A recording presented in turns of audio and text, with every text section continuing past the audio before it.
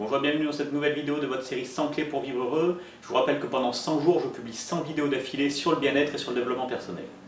Aujourd'hui, on va voir un sujet particulièrement important au niveau des relations humaines et particulièrement au sein du couple. Il s'agit de savoir clairement exprimer ses envies et ses besoins. Dit comme ça peut paraître évident. Pourtant, dans un couple, il y a combien d'incompréhension ou de discorde suite à cette erreur de communication. On espère toujours inconsciemment que l'autre nous connaisse par cœur, que l'autre connaisse toutes nos envies, tous nos besoins. Et pourtant, pour beaucoup de personnes, il est déjà très compliqué de se connaître soi-même en profondeur. Alors comment on pourrait espérer que l'autre nous connaisse davantage, qu'une personne extérieure nous connaisse davantage, même au sein du couple? Nous filtrons tous la réalité à travers nos sens, mais à travers aussi nos connaissances, notre expérience de vie, notre personnalité.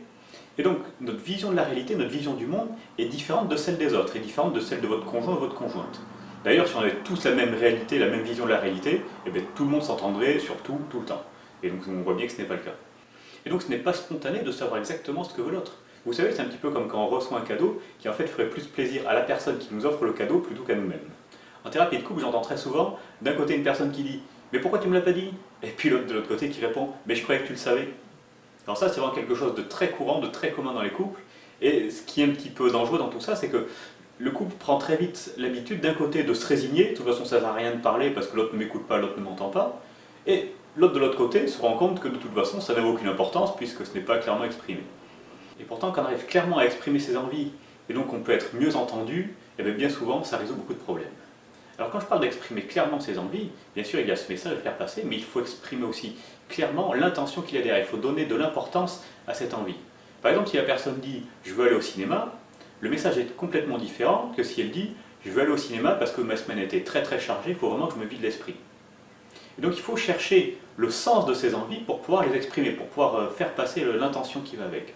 Et vous allez voir, ça va peut-être vous surprendre, quand vous cherchez un petit peu pour vous pourquoi c'est important pour vous, et bien des fois la réponse ne vient pas spontanément. Et donc quand même pour vous, le sens reste caché, et bien on voit bien que c'est très difficile de faire passer ce message à l'autre personne qui est en face de vous.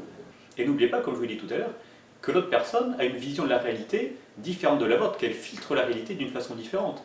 Donc si pour vous-même, ça n'a pas vraiment de sens, ça n'a pas vraiment d'importance, parce que vous ne savez pas transmettre ça, bien pour l'autre, ce sera très difficile de percevoir l'importance, et donc ce sera une chose inutile ou futile ou qui a peu d'importance. Vous l'aurez compris, votre exercice du jour va être d'exprimer clairement une envie, en sachant expliquer aussi quel est le sens, quelle est l'importance de cette envie. Et moi, je vais vous demander clairement de continuer à partager, à liker ces vidéos, parce que je sais qu'elles peuvent faire du bien à beaucoup de personnes qui les regardent. Merci beaucoup et à demain.